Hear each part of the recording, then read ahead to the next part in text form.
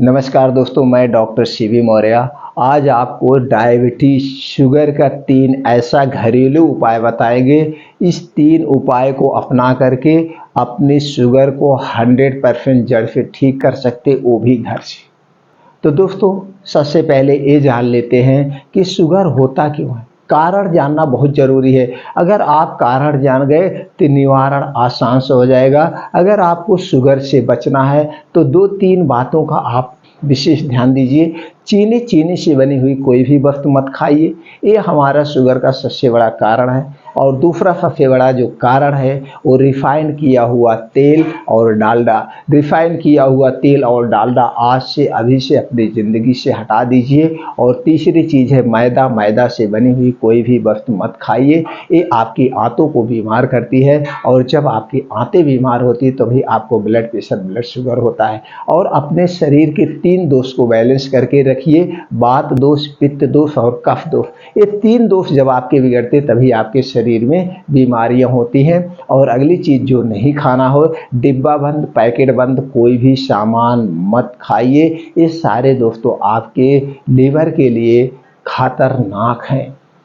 जब आपका पेट ही सही नहीं रहेगा तो तरह तरह की बीमारियां होगी। अगला है धूम्रपान, अल्कोहल मत लीजिए, कोई भी ठंडा पेय पदार्थ मत लीजिए। जो भी ठंडा पेय पदार्थ लेते हैं वो आपके बॉडी को डिस्टर्ब कर देते हैं, उसका भी साइंटिफिक रीज़न है। जैसे दोस्तों आप जानते हैं हमारा शरीर गर्म रहता है, सबको पता है हमारा शरीर गर्म रहता है। जब हमारी शरीर ठंडी हो जाती तो क्या होता है, राम नाम सत्य हो गया। तो जब आपका शरीर गर्म है तो ठंडा क्यों डाल रहे हो।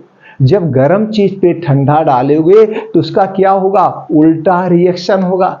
जैसे कोई लोहा गर्म करिए, ऊपर से आप ठंडा पानी डाल देंगे तो क्या आवाज़ आएगी, छन्न की आवाज़ आएगी। और जब वो ठंडा हो जाएगा उस पर आप अंगुली रगड़ेंगे तो उसका कुछ ना कुछ पदार्थ आपके हाथों में लग जाएगा। उसी तरह से हमारे शरीर के आर्गन हैं, जैसे ही मुँह से ही आप ठंडा पानी डालना शुरू करेंगे तो ऐसे ही यहीं से डिस्टर्ब करना शुरू कर जाता है। क्योंकि पूरे शरीर आपका गर्म है, आपके शरीर का तापमान 37 डिग्री सेल्सियस है। ऊपर से जब आप गर्म ठंडी चीज़ डालेंगे तो डिस्टर्ब होगा। फिर आपके शरीर को एक्स्ट्रा एनर्जी खर्च करना पड़ेगा इस पानी को अपने बराबर करने के लिए, बॉडी के बैलेंस में बराबर करने के लिए। तो एक्स्ट्रा आपकी एनर्जी खर्च होगी और कहीं ना कहीं कोई आर्गन डिस्टर्ब हो जाएगा। इसलिए ठंडा पेय पदार्थ आप कभी मत लीजिए। और ठंडा पेय पदार्थ वैसे भी आपका कफ रोग है, कफ रोग को उत्पन्न करता है। और जब आपके शरीर में कफ रोग होता है तो दोस्तों आपके शरीर में 5% खतरनाक बीमारियां होती हैं। तो इसलिए आपसे ठंडा पेय पदार्थ छोड़ दीजिए। अगर इन 3 दोषों से बचना है तो आपको क्या करना है, आपको हमेशा गुनगुना पानी का प्रयोग करिए। और खाना खाते समय कभी पानी मत पीजिए, नहीं तो खाना क्या होता है, खाना वो पचता नहीं, सड़ जाता है। और जब खाना सड़ता है तो आपके शरीर में 100% बीमारियां होती हैं। 100% लीवर से संबंधित सारी बीमारियां इसी से होती, खाने के सड़ने से। गैस, कब्ज, अपच, एसिडिटी। और जब यही एसिडिटी बढ़ते बढ़ते बढ़ते बढ़ते रक्त की एसिडिटी होती है और रक्त में अम्लता बढ़ जाती है। और जब रक्त में अम्लता बढ़ जाती है तो ब्लड प्रेशर, हार्ट अटैक तब होता है। तब आपको क्या चाहिए, सारी चीज़ें खाना चाहिए। तो इसलिए ये सारी चीज़ें, खाना खाते समय पानी कभी मत पीजिएगा। खाना खाने के 1 घंटे पहले पी सकते हैं, खाना खाने के 2 घंटे बाद पीजिए। और अपने डेली रूटीन में योगा, एक्सरसाइज, प्राणायाम जरूर शामिल करिए, रोज डेली। तो उसके लिए आपको एक समय निर्धारित करिए, सिर्फ 2 घंटे आप अपने शरीर के लिए दीजिए, ज़्यादा नहीं। 2 घंटे का समय डेली दीजिए। 2 घंटे का समय आप निकाल लीजिए सुबह का समय। सुबह 5 बजे उठ जाइए लेटेस्ट। अगर आप सुबह 5 बजे उठते हैं तो दिन भर में आपको 3 से 4 घंटे एक्स्ट्रा मिल जाएंगे पूरा काम करने के लिए। अगर आप सुबह 5 बजे उठिए, तुरंत 3 से 4 गिलास गुनगुना पानी पीजिए, आपका बॉडी, आपका लीवर डिटॉक्स हो गया। पूरा ये जो मुंह में लार है, लार सहित पानी पीजिए, ये लार आपके लीवर को डिटॉक्स कर देती है, आपका पूरा पेट ही साफ हो गया।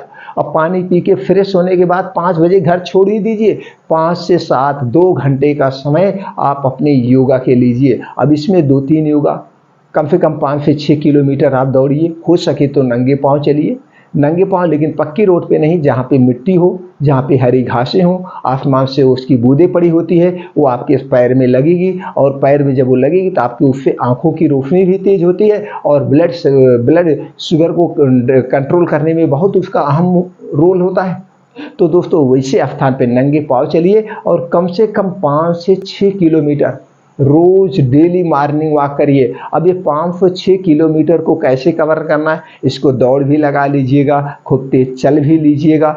जब जितने तेज आप चलेंगे उतने तेज आपका जो है हार्ट पंप करेगा, और आपका हार्ट जितना तेज पंप करेगा, ब्लड सर्कुलेशन उतने तेज आपके शरीर में होगा, और जब ब्लड सर्कुलेशन तेज होगा तो शरीर में कहीं भी जो सड़े कचड़े हैं, नसों में कोई ब्लॉकेज है, नसों में कहीं खून जमा हुआ है, जब वहाँ पे तेज ब्लड का सर्कुलेशन होगा तो दोस्तों सारी चीज़ें खत्म हो जाएंगी, और पसीने के माध्यम से आपके शरीर के कचड़े बाहर आ जाएंगे। तो इसलिए तेज कर। अब 2 योगा जरूर आप करिए, अनुलोम विलोम और कपालभाति। अगर आप 20 से 25 मिनट अनुलोम विलोम करते हैं, जिसे हम नाड़ी शोधन कहते हैं, तो 20 से 25 मिनट में ही आपकी बहुत शरीर के रोग गायब हो जाएंगे। नाड़ी से संबंधित कोई भी बीमारी, paralysis, heart attack, blood sugar, ये जो सारी बीमारियां होती कभी नहीं होगी।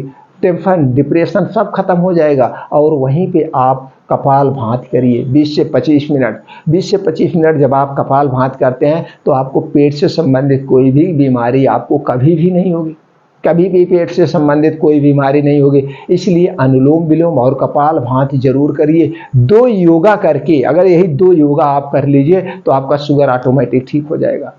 अब वहीं पे कुछ मेडिटेशन भी करिए, मेडिटेशन जरूर करिएगा, इससे आप चिंता मुक्त रहेंगे, आपकी चिंताएं खत्म हो जाए। एक ब्लड शुगर होने का चिंता भी बहुत बड़ा कारण है। आज सबके लाइफ में बहुत चिंताएं हैं, किसी को गाड़ी की चिंता है, किसी को घर की चिंता, किसी के बच्चों की चिंता, किसी को और नहीं तो कुछ पास पड़ोसी की चिंता है, किसी को राजनीतिक चिंता है। तमाम चिंताओं से घिरे हुए चिंता मुक्त जीवन जीजिए, वर्तमान में जीजिए। और कुछ जेनेटिक्स कारण भी होते हैं ब्लड शुगर होने के, कुछ मोटापा भी होता है। अगर आपके अंदर मोटापा है तो मोटापा कम कर दीजिए। और मोटापा कैसे कम होगा, खाने पीने की चीज़ें कंट्रोल कर दीजिए, आपका मोटापा कम हो जाएगा। डेली रूटीन में योगा एक्सरसाइज करना शुरू कर दीजिए, मॉर्निंग वॉक कर दीजिए, कम हो जाएगा। और कुछ होता है उम्र के हिसाब से, लेकिन उम्र के हिसाब वाला तो आप टाल सकते हैं, मोटापा वाला भी आप टाल सकते हैं, जेनेटिक्स वाले को भी आप टाल सकते हैं। डेली से आप रूटीन योगा करिए। अगर आपको लग रहा है कि आपके फैमिली में किसी न किसी को शुगर है, पिता को, मम्मी को, भाई को, किसी को, तो आप शुरू से ही ये सारे नियम अपना लीजिए, योगा अपना लीजिए। वो जेनेटिक्स वाला भी टाला जा सकता है अपनी डेली दिनचर्या में चेंजिंग करके। तो सारी चीज़ों को अगर अपना ले रहे हैं तो आपका शुगर ऑटोमेटिक कंट्रोल हो जाएगा। चलिए दोस्तों, कुछ पुराने हम आपको आयुर्वेदिक उपचार बताते हैं। इस जो घरेलू उपचार हैं इससे आप ठीक कर सकते हैं, लेकिन उसके लिए आपको खान पान पे विशेष ध्यान देना होगा। शुगर खान पान से होता है, लाइफ स्टाइल से शुगर होता है। ये सारी लाइफ स्टाइल आप चेंज कर देंगे, ये खत्म। बाहर की चीज़ें बिल्कुल मत खाइए, सोने का समय निर्धारित करिए, जागने का समय निर्धारित, सब खत्म हो जाएगा। तो चलिए पहला उपाय जो है दोस्तों वो है आंवला जूस, ताजे आंवले का जूस। ऐसे नहीं, ताज़ा आंवला खरीद के लाइए। ये जो मार्केट में बिकता, प्लास्टिक में कुछ बिकते हैं, कुछ कांच में बिकते हैं, तो दोस्तों ऐसे भी नहीं लेना है। ताज़ा आंवला सबसे बढ़िया। ताज़ा आंवला लाइए, उसका जूस निकाल लीजिए। कितना लेना है, 10 ml। और उसी में डालना है आपको हल्दी। हल्दी कितना डालना, आधी चम्मच। ये आधी 10 ml जूस में आधी चम्मच हल्दी डाल दीजिए, और मिला करके रोज़ सुबह बासी मुंह लेना है। कब लेना है, रोज़ सुबह खाली पेट आपको इसको लेना है। रोज़ सुबह एक बार खाली पेट आप लीजिए। हल्दी कौन सी चाहिए, पैकेट वाली हल्दी नहीं चाहिए। हल्दी साबुत खरीद के लाइए, खुद घर पर वो हल्दी को पिसवा करके वही यूज करिए। जो आपको पैकेट वाली हल्दी मिलती है इसमें आर्टिफिशियल कलर मिला होता है, जो आपके स्वास्थ्य के लिए हानिकारक है। इसलिए हल्दी खुद साबुत लाइए, वही पिसा के। तो दोनों प्रक्रिया से आपका शुगर कुछ दिन में कंट्रोल हो जाए। कितना दिन लेना है, लगातार 1 महीना लगातार लीजिए। 1 महीने के बाद 15 दिन गैप कर दीजिए, फिर 15 दिन के बाद लगातार लीजिए 1 महीना, फिर 1 महीने के बाद 10 दिन 15 दिन गैप कर दीजिए। इसी स्टेप से लेंगे, 2-3 स्टेप करते करते आपका शुगर नॉर्मल हो जाएगा। ये पहली प्रक्रिया सुबह करना है। दूसरी प्रक्रिया आपको लेना है त्रिफला चूर्ण।